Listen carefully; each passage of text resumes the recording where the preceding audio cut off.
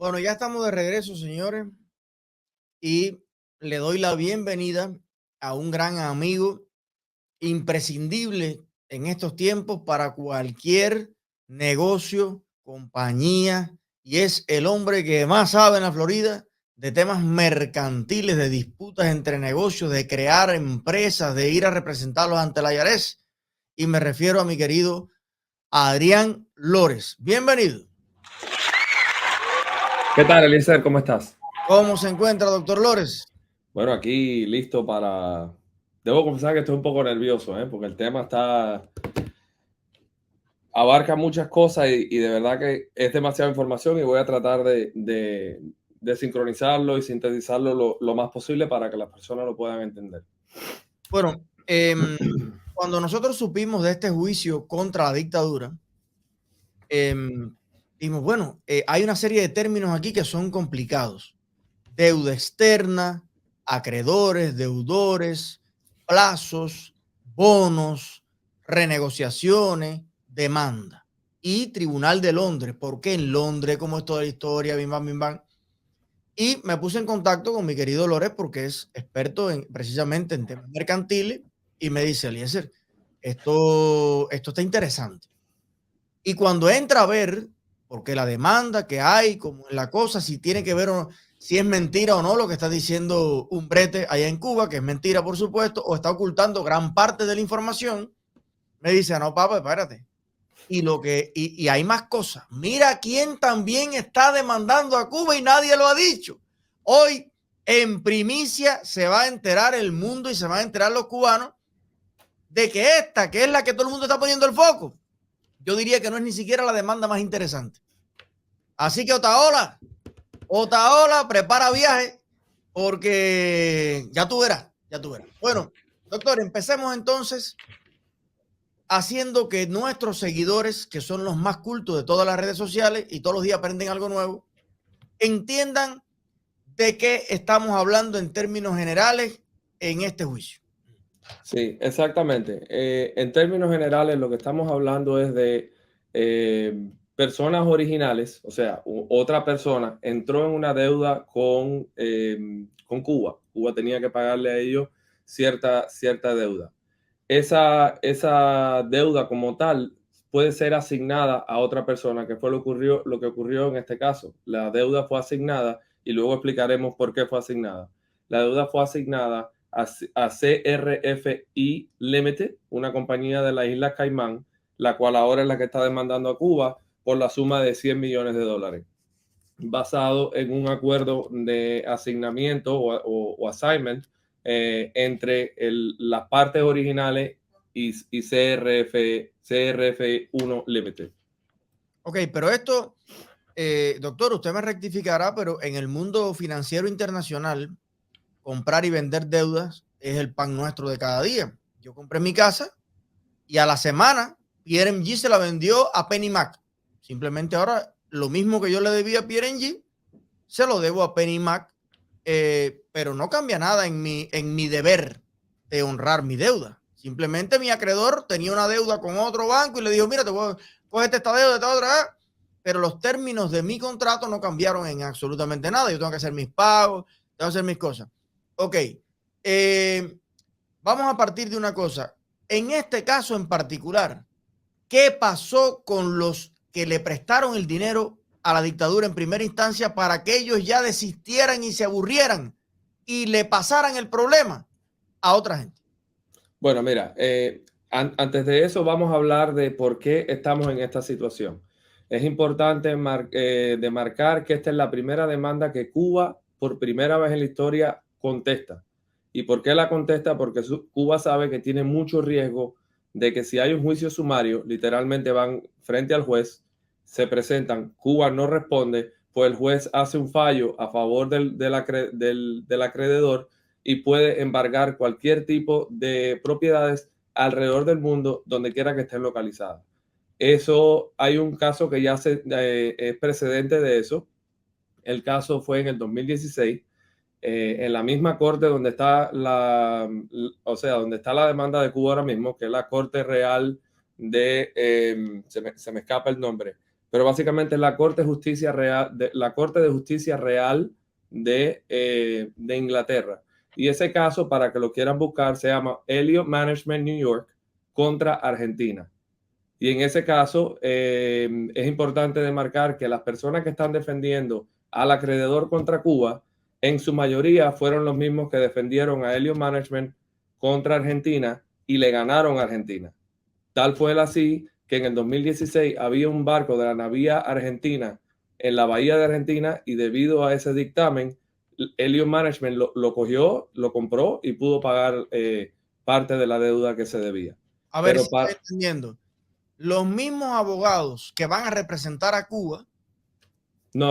Al grupo que va contra Cuba. Los mismos abogados que representaron a los que le habían prestado dinero a Argentina y Argentina no quería pagar con los Kirchner. Exactamente. Ganaron el caso y había un barco propiedad de Argentina que estaba anclado en algún puerto del mundo, le echaron garra. Exactamente. El barco, vendieron el barco.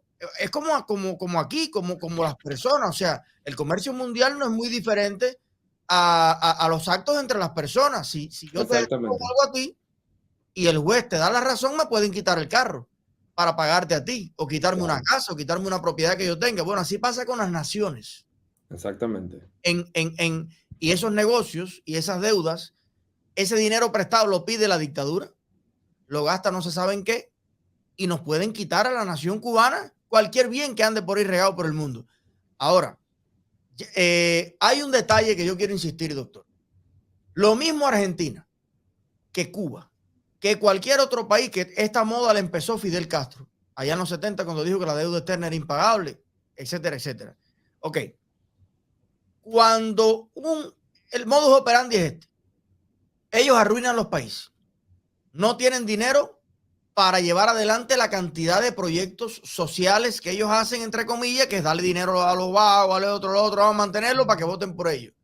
Se basean las arcas del país, dicen, necesito dinero. Salen al mundo, se comprometen con fondos financieros internacionales y le dicen, oye, dame acá 10,000 millones, 20,000 millones, que yo voy a hacer una infraestructura y una cosa en Argentina, eso va a elevar la productividad y te voy a pagar la deuda en tiempo y forma y con un 5% de interés. Exactamente. Fondos que están constituidos muchas veces por capital de personas, ¿ok? Que lo administra un fondo, pero es mi capital de jubilación. Cuando tú compras acciones en un fondo de inversión, tú puedes estar enviando tu dinero a que se lo presten a Argentina o a Cuba. Bueno, resulta que como el comunismo no funciona, la economía no crece. Al contrario, se empobrecen más los países a la hora de pagar la deuda. No hay billete. Y para colmo, los Kirchner y los Castro y los Maduro se roban el poco dinero que se produce. Y cuando llega el día del pago, como llegar el día de mi renta, le digo, ¿sabes qué? Yo sé que te pedí el dinero y todo, pero no tengo para pagarte.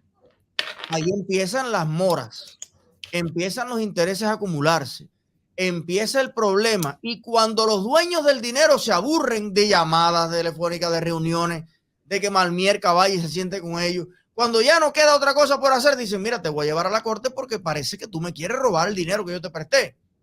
Le empiezan a llamar fondos buitres. Exactamente. Que no lo es. Ya no es el que me prestó el dinero, que además yo le rogué, le pedí, le dije qué buena persona tú eres que me vas a prestar dinero y ahora tú eres mi enemigo. Eso pasa en la vida personal también. Existe un término legal, formal, honrado, que se llame fondos buitres, o esto es el epíteto que le pone el ladrón al que no le quiere pagar la deuda.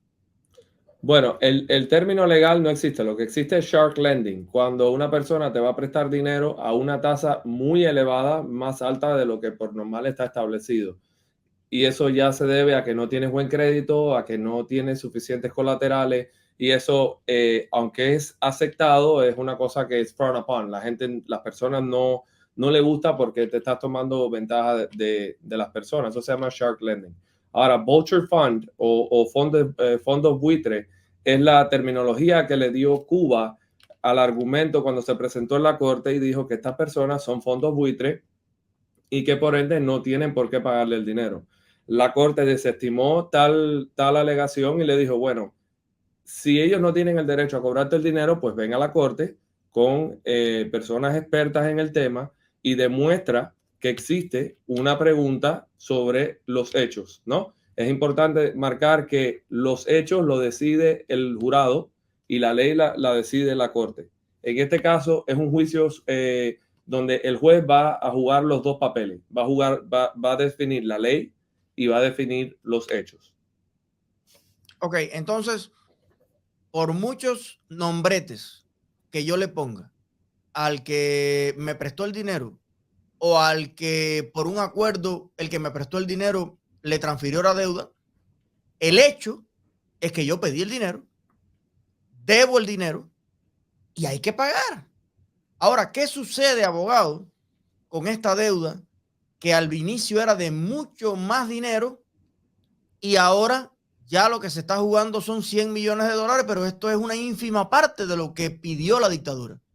Bueno, vamos un poquito atrás. Es importante decir que hasta la fecha el 85% de la deuda externa de Cuba, ya sea con China, con Rusia, con el fondo, con el Club de París, ha sido negociada con Japón. Entre estos, el que peor salió fue Rusia, porque Rusia solamente va a recibir un 10% de la deuda total que tenía con Cuba. Japón en este caso va a recibir el 20%. Entonces, ese es el 85%. El 15% se lo deben al Club de Londres, del cual esta compañía es miembro, CRF Limited. CRF Limited, o sea, Cuba le debe a esa compañía exactamente 1.5 billones de dólares. La deuda total al Club de Londres es 6.4 billones de dólares. Billones. O sea, 6.4 mil millones. Exactamente. 6.000 millones, 6.400 millones. Entonces, esta demanda lo único que está haciendo es sentando un precedente para entonces ellos ir más allá, ¿no? Pensando yo como abogado, yo llevo una demanda y yo le demuestro al juez que estos 100 millones de dólares me lo tienen que pagar, yo tengo el derecho a colectarlo porque yo tengo ciertos derechos, porque a mí me lo asignaron bajo un contrato legal. Si no me equivoco, en noviembre de 25 del 2019, pero te confirmo ahora mismo, Cuba firmó una carta donde específicamente, y eso está en la orden principal que fue en febrero del 2020, Cuba firma una orden donde efectivamente las partes originales, Cuba reconocía la deuda entre las partes originales. Y entonces ahora CRF se está agarrando de eso, además de la cláusula de asignamiento que está bajo el contrato para reclamar los 100 millones, lo cual daría paso que si cobran los 100 millones, pues pueden cobrar los 1.5 billones, exactamente. Abogado, yo le propongo a usted, después de esta introducción, vamos a ver el video en el que la dictadura manipula completamente, minimiza y omite el 99% de la información referente a este problema. Y ya unos tipos ahí, unos buitrecillos que están, que va. Vamos a ver lo que dice Humberto y vamos a irle respondiendo. ¿Usted está de acuerdo, por favor? Claro que sí. Vamos adelante. Sí, gracias. Buenas noches. En efecto, como se ha informado por la Superintendencia del Banco Central de Cuba, en los próximos días tendrá lugar una vista oral como parte de un proceso judicial a raíz de una demanda interpuesta contra el Banco Nacional de Cuba y el Estado cubano. La reclamación fue presentada ante la Alta Corte de Justicia de Londres, Reino Unido. Vamos a buscar las esencias para entender este asunto.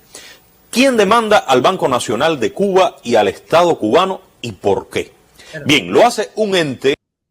Antes de todo, anotar el detalle que dice Humberto. Como se ha informado, no se había informado jamás. Esto es un litigio que lleva años.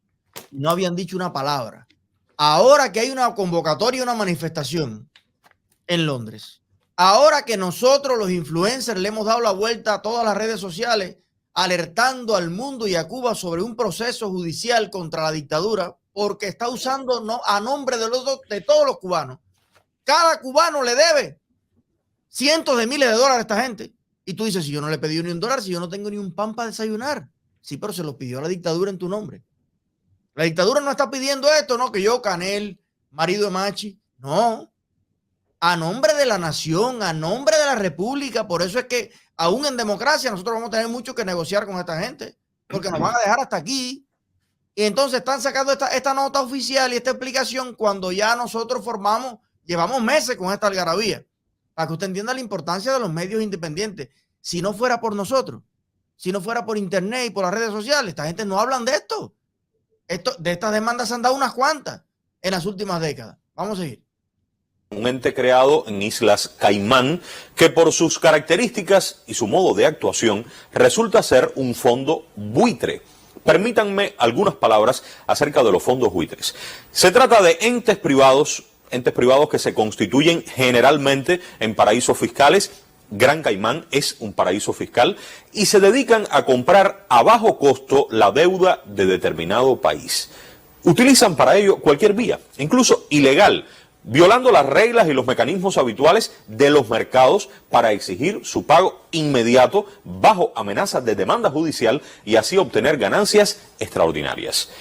Este modus operandi de los fondos buitres produce efectos nocivos tanto para el Estado cuya deuda fue adquirida como también para las normales relaciones económicas internacionales, incluso para el país donde son nacionales o residentes, porque evaden al fisco. En este caso, ese ente deja de pagar impuestos al propio Reino Unido.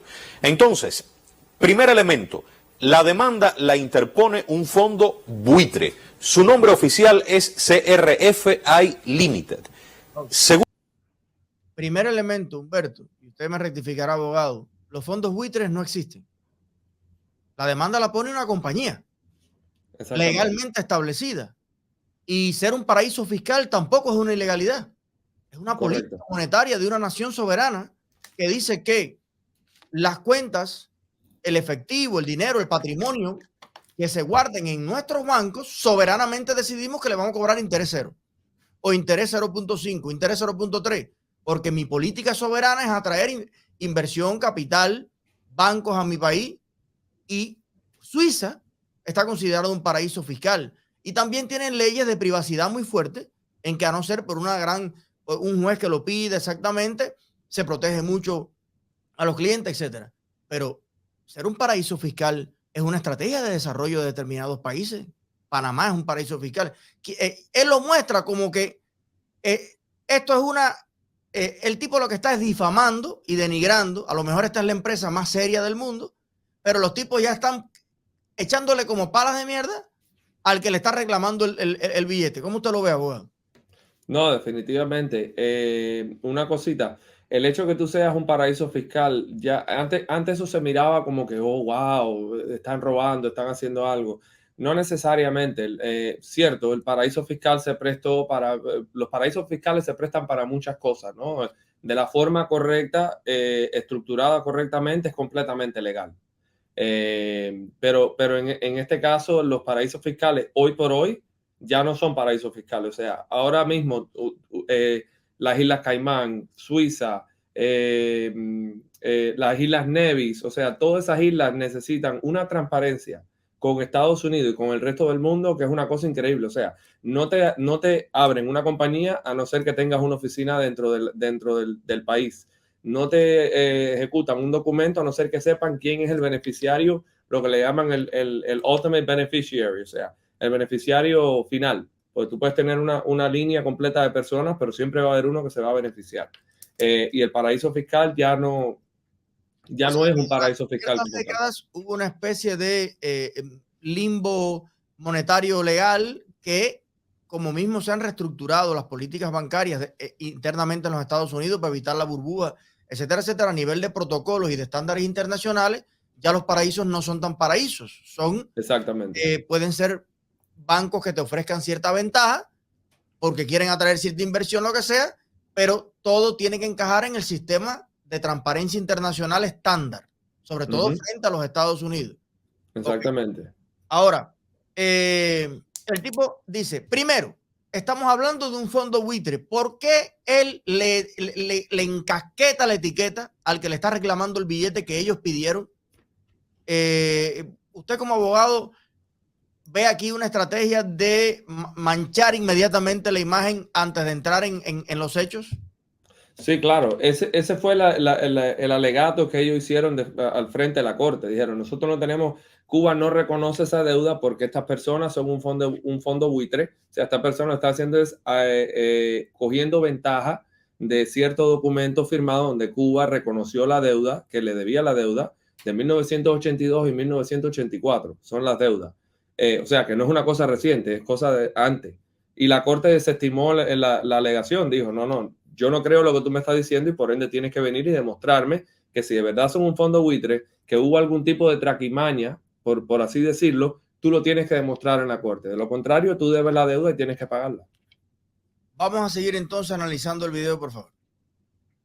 Segundo aspecto, ¿por qué establecen la demanda? ¿Qué piden? ¿Qué alegan? Bien, dicen haber adquirido dos préstamos concedidos al Banco Nacional de Cuba. Eso significaría que son los acreedores y por tanto a ellos debería pagarse la deuda que se contrajo.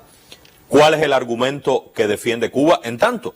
Bueno, que el ente que demanda no ha sido en realidad nunca acreedor del país, ni lo es en este momento. El fondo buitre violó la ley cubana en materia de deuda soberana y las formalidades requeridas sobre la cesión de créditos. Cuba alega además que los actos jurídicos realizados mediante el quebrantamiento de estas reglas son universalmente repudiados y carecen de valor legal. Para entender la posición de Cuba es imprescindible mostrar algunos antecedentes. ¿Por qué el fondo buitre no es acreedor? Cuando el país contrajo esas deudas, estaba ya establecido en ley que para cederlas a otro acreedor, debía contarse en todos los casos con el consentimiento del Estado, concretamente del entonces Comité Estatal de Finanzas, hoy Ministerio de Finanzas y Precios, y del Consejo de Ministros. ¿Esto qué significa? Significa que las entidades que prestaron el dinero a Cuba podían vender su posición de acreedores y que entonces otra entidad se ubicaría en su lugar. Pero para que eso ocurriera, repito, Cuba debía mostrar su aprobación, manifestar que estaba de acuerdo con esta cesión. En las normas vigentes en nuestro país está regulado el procedimiento para evaluar esa solicitud. ¿A qué órganos corresponde decidir o no si se acepta ese cambio de acreedor? En el proceso de cesión de estas deudas a la entidad al ente que hoy demanda a Cuba, se produjeron importantes violaciones de lo acordado, que constituyen la esencia del por qué se afirma que el fondo buitre no fue ni es acreedor legítimo. He aquí la verdad. Resulta que representantes de ese fondo buitre propusieron a funcionarios cubanos que tenían responsabilidades en el manejo de la deuda externa, actuar de forma contraria a lo establecido en las leyes vigentes, violar los procedimientos que se exigen para que el Banco Nacional de Cuba y el gobierno aprueben o no la cesión de la deuda. Como resultado de esa propuesta, actuaron de forma ilegal, elaboraron y entregaron documentos a los representantes del fondo buitre que supuestamente demuestran que el Banco Nacional y el Estado cubano estaban de acuerdo en que el fondo buitre fuera nuestro acreedor. Espera. ¿Te diste cuenta, abogado, de la maniobra aquí? La compañía que compró la deuda cubana, haciendo el proceso legal, pidió autorización y los viceministros, los ministros, la gente encargada de dar esa autorización, la dieron. Que además, no veo por qué. Tendrían ellos que decidir como que a quién pagarle. No, la deuda sigue ahí. Ahora no es a Juanito, es a Pedrito, pero la deuda está. Bueno, dieron la autorización. Yo lo que creo es que ellos están ahora cortándole la cabeza buscando chivo expiatorio. Le cortaron la cabeza a una serie de funcionarios para decir que ellos actuaron al margen. Es como la droga y Ochoa. Ahora nadie sabía nada. Ahora, fíjate que Ochoa, oye, aquí salían las lanchas de todos lados, Raúl lo sabía, el otro lo sabía, el propio de esto de Pablo Escobar dice, no era con Raúl la cosa. Ahora ellos no sabían nada. En Cuba, que saben cuando tú hablas mal de Canel, cuando en una cola tú te quejas, cuando en Facebook tú publicas una cosa, resulta que altos funcionarios cubanos que manejan la deuda externa de Cuba emitieron esos documentos, esas autorizaciones, y en Cuba no sabían nada de eso. Ahora todo es falso y todo es mentira. ¿Qué usted cree? No, definitivamente. Ellos lo que van a argumentar posiblemente, ¿no? Es que las personas que tomaron las decisiones lo hicieron sin la autorización y consentimiento de las personas que verdaderamente tenían que hacerlo. Pero si nos vamos a la ley de lo que le llaman agency law, que es cuando una persona te representa a ti y se presenta al mundo como tu representante, esa persona, a no ser que esté limitado por escrito, tiene ciertas potestades y ciertos obligaciones y responsabilidades. Y por qué no decir que entre ellos era la asignación o la aprobación de un documento, de un préstamo que debía Cuba con este ente en este caso. Pero ahora ellos dicen, no, nosotros no sabíamos nada, pero el que firmó es el que tenía que firmar. Vamos a seguir, por favor. Y espérate, dice que todas esas deudas, todo ese dinero que le prestan a Cuba, responde y tiene que pasar por la ley cubana que ellos tienen de ley soberana, esa deuda soberana. Óigame, si usted está pensando hacer un negocio en Cuba, si usted está pensando invertir en Cuba, si usted está pensando en prestarle 1 kilo a Cuba, que ahí es, finalmente, cuando terminemos este análisis, abogado, yo quiero que usted me diga qué impacto tiene para la vergüenza de una economía a largo plazo esto que está alegando Humberto. Si a nosotros no nos da la gana en nuestra ley, nosotros decimos que no, que acá hay que contar con nosotros, porque nosotros, ¿quién puede confiar en un país tan deshonroso de sus obligaciones? O sea, ¿qué impacto tiene esto en el desarrollo de un país? Pues a mí me han explicado que el factor confianza, que se mide en puntos y todo, es clave para la inversión en un país. Claro. Pero vamos a seguir analizando qué dice Humberto. A ver. Acción ilegal de estos funcionarios cubanos, uno de forma dolosa, otros por negligencia, falta de atención y control, invalida la cesión de la deuda. Y esta posición se sostiene no solo debido a las violaciones de estas normas, de las normas cubanas, es que existen también convenios internacionales y disposiciones jurídicas en numerosos países que establecen un proceder similar. Los actos jurídicos realizados en virtud de una conducta corrupta carecen de validez jurídica, son nulos. El comportamiento de los referidos funcionarios concitó una profunda investigación. Los resultados fueron puestos a consideración de los tribunales cubanos. Los responsables fueron sancionados en el marco de las leyes vigentes, con apego al debido proceso y cumpliendo los derechos y las garantías que les concede la Constitución. Espera. Abogado, a ver si usted coincide conmigo. No tiene que coincidir, ¿eh? Usted dígame lo que usted cree. Ya yo le he visto las nalgas a Berta Soler más de 7 veces en la televisión cubana. ¿Cuánto le ha robado Berta Soler a Cuba? ¿Qué empresa? ¿Qué ministerio? ¿Qué fondo público ha administrado una dama de blanco? Ya yo he visto las nalgas de Luis Manuel Otero Alcántara más de 10 veces en la televisión cubana. ¿Qué daño le ha hecho Luis Manuel Otero Alcántara a la República de Cuba? Y así, y así, y así. Usted me está diciendo, señor Humbrete, que hay un grupo de funcionarios corruptos que se dieron una deuda millonaria de Cuba a un ente buitre y usted no los menciona. Y usted no me pone la ficha de los funcionarios, qué cargo ocupaban, quién era el jefe, quién fue el que no hizo el control, quién fue el que no sabía. Yo veo esto muy raro. Porque, óyeme, fíjate tú que usted pone un cartel abajo Canel y te sacan en la mesa redonda, te sacan en todas partes y tú no le has hecho daño a Cuba a ninguno. Ahora tú ves, mira tú qué clase de gravedad. Los funcionarios fueron sancionados, fueron llevados, fueron de acá. Y el pueblo de Cuba no tiene derecho a saber, caso que fuera verdad lo que tú estás diciendo, quiénes hicieron tal cosa de tal magnitud que ahora Cuba está cuestionada ante el mundo entero. A mí esto me huele a una justificación barata y le están pasando la mano a ellos mismos, porque ¿quién es el que tiene que controlar esto? Canel, Raúl, el buró político, el otro. ¿Qué usted cree? Yo creo que lo que está haciendo Humberto es básicamente presentando el caso que va a ser argumentado en la corte. Eso es exactamente. Recuerda que mientras más tú repitas una información, más la gente se la va a creer. Entonces ellos empiezan desde ahora y eso va a ser una campaña. Así Cuba pierda la demanda, eso va a ser una campaña porque nosotros, este fue nuestro punto de vista y esta fue nuestra posición, etcétera, etcétera, ¿no? Pero lo que él está haciendo simplemente es presentando los puntos que van a tocar en la demanda. Por supuesto, tiene razón. Los actos jurídicos en virtud de algo corrupto se llama void ad initio desde el comienzo. ¿Por qué? Te voy a poner un ejemplo. Digamos que la persona, en este caso CRF1 Limited, sabía perfectamente que el viceministro, ministro, lo que sea, que autorizó el ceder la deuda, no tenía la autoridad. En ese caso, hubo cierta corrupción. Simplemente se le pagó, fírmame aquí. Entonces no tiene, no tiene base legal para reclamar porque fue basado en un acto corrupto.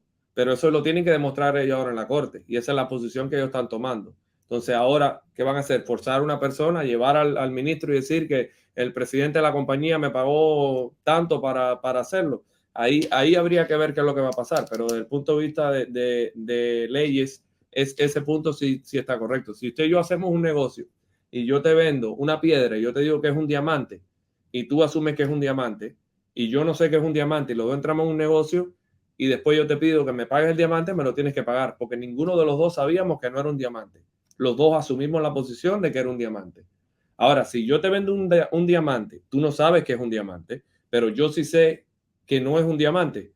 Entonces, desde el punto de vista legal, se llama meeting of the minds. No hubo un acuerdo de ambas partes y por ende la corte lo hace nulo, porque no hubo un acuerdo de un principio. Qué conveniente este argumento que se han buscado los comunistas, porque fíjate tú que si esa empresa no los demanda, los funcionarios siguieran allí. Si no le llevan a corte y le dicen arriba, dame la plata que tú me debes, el viceministro fuera viceministro, el ministro fuera ministro, siguieran como mismo, pero ahora ellos tienen que buscar un chivo expiatorio, le vas a cortar la cabeza a alguien y entonces van a decir, mira, pero fíjate que por alguna razón no los exponen, porque ahora si los exponen empezamos tú y yo a buscar y empezamos a mirar y a ver y entonces les cogemos la mentira. Vamos a ver qué va a pasar, vamos a seguir. El juicio de Londres tendrá como objetivo decidir si el fondo buitre es o no acreedor legítimo de Cuba.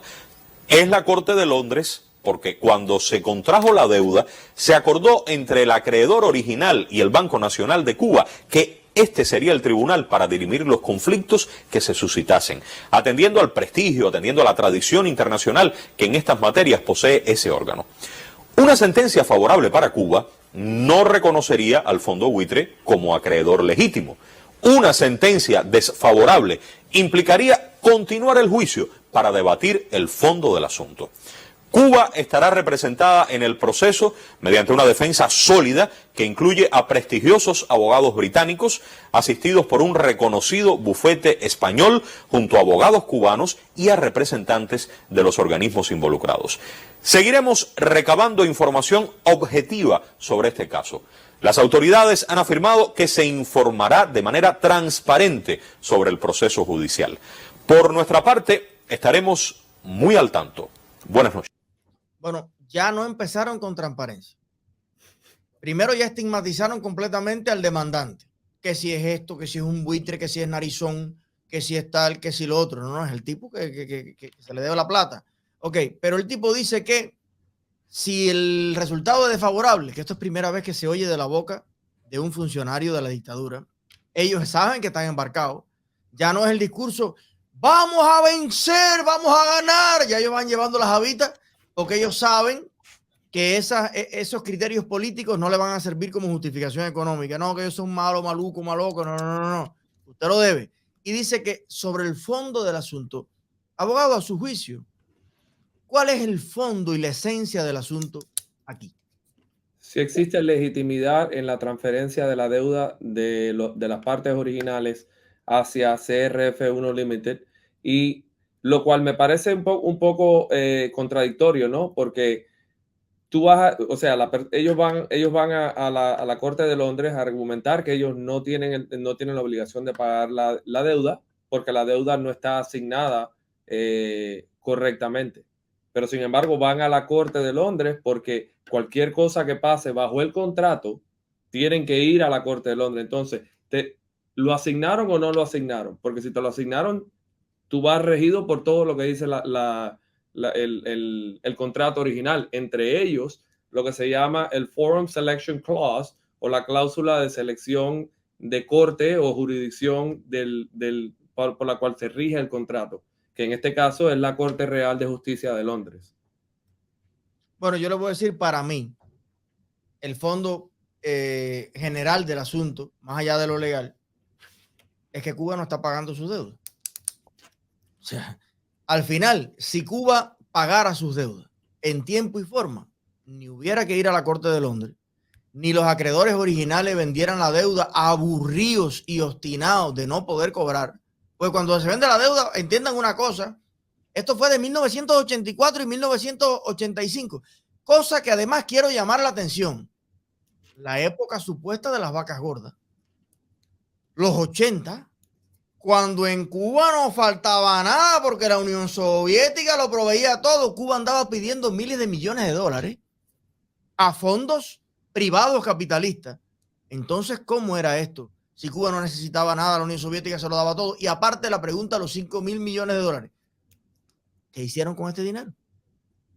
Porque cuando se cae la Unión Soviética, ya la dictadura le había pedido esos miles de millones de dólares a Japón, al otro, al Club de París, a todos. Se cayó en el 90 y Cuba, el PIB pasó al 35%. Nos quedamos con 2 centrales haciendo azúcar y que en Cuba no había una fábrica. En Cuba no había una producción ni de cepillo de dientes, ni de lente de contacto, ni de nada. Entonces, ¿a dónde fue a parar todo este dinero? Para mí, todas esas interrogantes, más allá del proceso judicial de ahora, son el fondo del asunto. ¿Qué ha hecho la dictadura con todo el dinero que ha pedido? Que ya se han aburrido los acreedores y han vendido las deudas y ahora otros están intentando cobrar. Pero lo que se está intentando cobrar es así. La deuda era así, de grande, y a los intereses actuales, aquello no se sabe lo que fuera. Pero entonces, pasamos al otro tema, querido abogado. En el camino de esclarecer esta situación, usted se encuentra algo que para mí ha sido tremendamente revelador. Y es que esta no es la única demanda que hay por impago de deudas contra Cuba. Usted no puede revelar el nombre del país, además de este, que está demandando a Cuba también. Sí, claro, el país se llama China. No, chico, tienes que haber leído mal. No puede ser China. China es aliado estratégico y Cuba le llamaron ahora los hermanitos mayores. Maduro, China, hermanito, chino. ¿Cómo China? China no puede demandar a Cuba, doctor. Lea bien, a lo mejor es otro nombre. Sí, es China y te explico por qué. El Banco Industrial Comercial de China compró las acciones se llama el Standard Chartered Bank en Inglaterra. Al ser subsidiario al China comprar este banco, esto pasa a ser subsidiario del Banco de China, lo cual China le recae la obligación de cobrar cualquier tipo de dinero que se deba, entre ellos los que se deben a Cuba, y por ende ahora mismo hay entablada una demanda por el Banco Industrial Comercial de China contra Cuba a nombre de, en este caso, Standard Chartered Bank, lo cual pone a China en una posición bien difícil, ¿no? Porque somos aliados, pero mira, yo contesto a los intereses de mis clientes y de mis inversionistas y por ende tengo que ponerte una demanda. Entonces, yo creo que lo más probable que va a pasar para que China no tenga que proceder con una demanda es que Cuba entre en un arreglo de pago, como lo hizo con el Club de París, como lo hizo con Rusia, como lo hizo con China, como lo hizo con Japón, porque vale destacar que el Club de Londres se le debe el 15% de Cuba, de la deuda de Cuba, que hasta el sol de hoy no ha podido renegociar.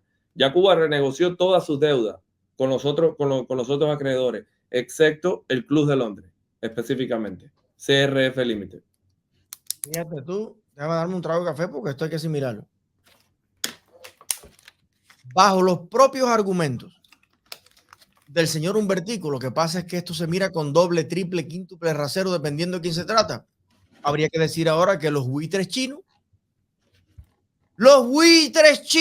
aprovechándose de esto, lo otro, a comprar un banco. Eso es para que tú veas que cómo juegan las cosas internas de un país con las cosas internacionales. Cuando tú sales a jugar fútbol al mundo, tú no puedes salir al mundo a decirle, no, en el mundo se juega con el pie, pero yo al fútbol le voy a dar con la oreja, le voy a dar con la frente, porque yo juego fútbol así. No, tú jugarás fútbol así, allá en Centro Habana, en el cerro, pero tú no puedes salir a hacer negocios al mundo con las reglas que a ti te da la gana. Tienes que regirte por los estándares internacionales judiciales aprobados a tales efectos. Entonces, mire usted, ahora China compró un banco en Europa. China tiene que jugar con las reglas internacionales. Y al comprar en banco, compra también todas las deudas que haya con ese banco. Y entre ellas, qué suerte tiene que le debemos a las 15,000 vírgenes también al banco que compró China. Y ahora hay una demanda en pie de China contra Cuba. Bueno, y ahora Humberto, ¿por qué no sale a denunciar a China? Mira qué cosa tan interesante. Yo le pregunto entonces lo que le decía hace poco. Con todo este ruido, doctor, ¿qué efecto causa este panorama ante los ojos del futuro? De todos los fondos internacionales que seleccionan dónde poner el dinero para el desarrollo, para las cosas. ¿Cómo queda Cuba ante esta gestión tan deshonesta de los dictadores? O sea, pierde toda credibilidad, ¿no? Desde el punto de vista, parte de ellos deber todo el dinero que debían, no podían acceder a inyección capital adicional. Ellos tuvieron que renegociar todas sus deudas completamente para ellos poder acceder. Ellos estaban accediendo nuevamente a dinero, a inyección capital, a préstamos, con la promesa de que van a pagar sus deudas originales, reducidas por cierto porcentaje, pero con esa promesa, ¿no? Pero si ahora ellos empiezan a decir que ellos, ninguno de los papeles que firmaron, o que una persona se le asigne ese préstamo a otra compañía o a otro ente, no, yo no reconozco esa deuda porque Cuba no lo autorizó. Pero si en el contrato tú firmaste inicialmente que se podía asignar entre partes, porque estamos hablando de países, no estamos hablando de personas, ya la cosa es mucho más seria y un poco más compleja, pero dentro de la complejidad también existe la simplitud, ¿no? Bueno, si hay que asignar el préstamo, bueno, vamos a ir entonces a Cuba a que me firme el documento. No es así, ¿no? Por lo general la cláusula de assignment en subrogation es como se llama también, porque tú puedes entrar a ¿cómo se llama? Y tomar los zapatos, ¿no? Por así decirlo, del acreedor y no ser necesariamente asignado. Pero eso es algo más que podemos hablar en otra oportunidad. Pero definitivamente va a afectar mucho la credibilidad desde el punto de vista de préstamo. Si le ganan la demanda, pues simple y llanamente lo que se llama en inglés, que se abran las puertas de la litigación, ¿no? Porque todo el que Cuba le debe dinero le va a querer poner una demanda. Pues decir, ya tú pagaste una, vas a pagar la otra ahora. Entonces... Bueno, pasa como con los cruceros, explotando la terminal de portuaria de La Habana, que ya aquí una jueza de Miami dijo que había que pagarle $100 millones a los dueños originales. Ellos están locos.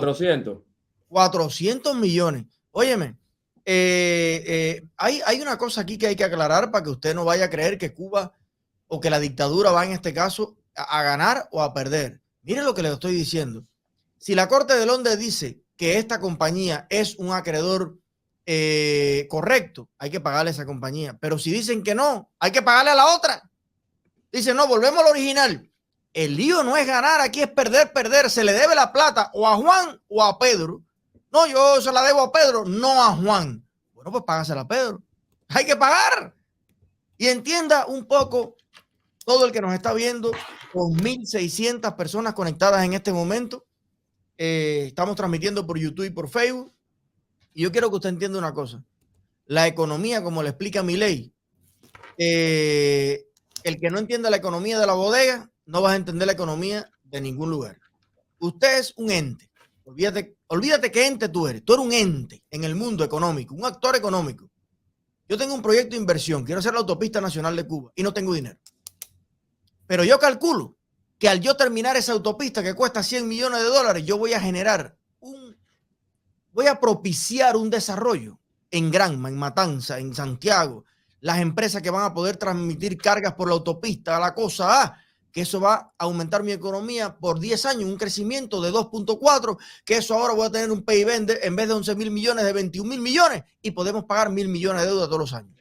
Ese es el proyecto que se le propone al que va a poner los $100 millones para la autopista, que yo no los tengo. O sea, esos funcionarios cubanos que hoy Humbertico está diciendo que no tienen la capacidad de haber firmado esos documentos, se metieron giras internacionales, sentados con inversionistas, poniéndole arriba a la mesa Villas y Castilla.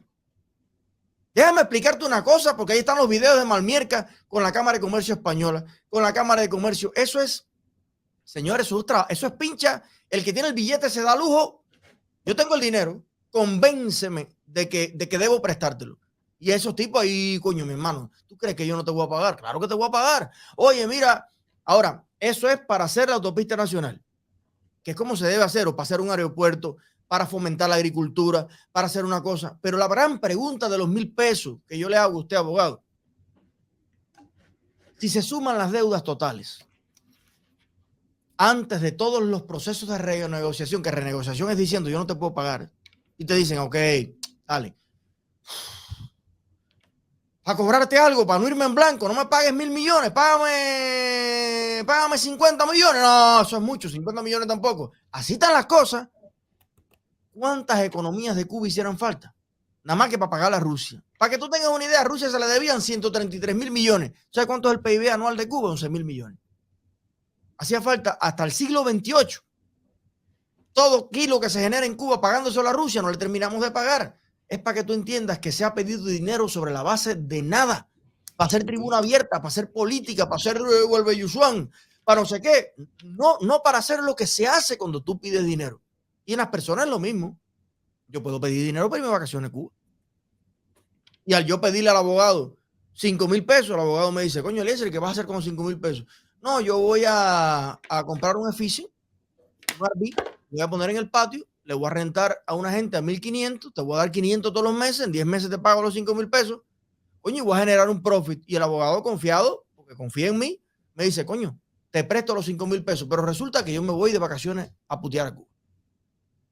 Cuando yo llego, al mes me llama el abogado. Eliezer, discúlpame, pero coño, se me enfermó un pariente, estoy en una crisis. Chico, yo necesito que tú me empieces a pagar los 5,000 pesos. ¡Buitre! ¡Tú eres un buitre! ¡Tú no, qué va! ¡Tú no eres quién! Cuando yo me fajo 20 veces con el abogado conoce un tipo en Hialeah que le dice, no, yo sí cobro. Si hay que ir a dar una galleta, Eliezer, yo se la doy. Y el abogado le dice, mira, chico, vamos a hacer una cosa, cóbrale lo que tú puedas, yo te vendo la deuda. Y ahí nos arreglamos, porque yo te debo a ti un carrito, ¿te acuerdas? ¿Qué sé yo? Cóbrase la Eliezer que yo le debo. Y entonces viene el tipo a demandarme. Para que tú entiendas en cuentas de bodeguero lo que está pasando aquí. ¿Cuál es el origen del problema? El origen del problema es donde está la corrupción que denuncia este hombre. Es en que ni nadie en el pueblo de Cuba, mi abuela estaba ahí cuando se pidió ese dinero. Mi mamá estaba ahí, mi papá estaba ahí y era adulto. Pregúntale a cualquier cubano si sabe en qué se empleó un peso. ¿Estoy hablando bobería, doctor, o ando más o menos por la zona? No, estás en lo correcto. O sea, Argentina igual. Argentina llegaron los Kirchner al poder y querían darle un bono a 30 millones de argentinos para que votaran con los estos, trabajes o no trabajes, qué sé yo. ¿De dónde sacan el dinero? Fondo Monetario Internacional. Ahora, Argentina, que era el granero de América, que producía no sé cuánto, ahora Argentina está colapsado. Bueno, pues ahora el culpable es el que me prestó el dinero. Pipo, si tú no tienes con qué pagar ni un proyecto viable para hacer las cosas, no pidas dinero. El que le presta dinero a una persona, a un país, es para agradecérselo. Y el dinero vale. Coño, si yo te estoy prestando mis ahorros, es porque yo aspiro a que con el paso del tiempo, los negocios que tú hagas, voy a ganar yo y vas a ganar tú. ¿Cómo tú me vas a declarar tu enemigo si cuando tú estabas en el fondo del pozo, el único que te prestó el dinero era yo? Eso es lo que está haciendo Cuba, señores. Y no con enemigos. Lo está haciendo con China, lo está haciendo con Rusia, que son los aliados. Y ahora usted entiende por qué. La bendición de que haya un embargo. Esa es la bendición más grande del mundo, porque tú sabes si Estados Unidos le prestara dinero a Cuba, ¿cuánto le debiéramos a los Estados Unidos? Ahí sí tenían para meternos los portaaviones. ¿Te das cuenta? Que por qué le dicen, ¿quieres pollo? Platica por delante. Toma chocolate primero y yo te mando el pollito. ¿Tú te das cuenta de la lógica que tiene el embargo de no darle crédito a Cuba? Doctor, en su ejercicio internacional de la ley,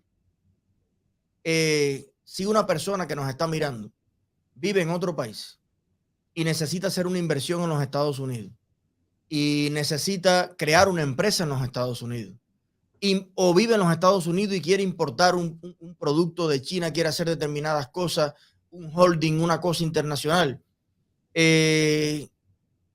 Bueno, tenemos el número del abogado en pantalla. ¿Cómo se hace para poder organizar este esquema y poder tener un negocio donde se involucren empresas de varios países? ¿Eso es posible?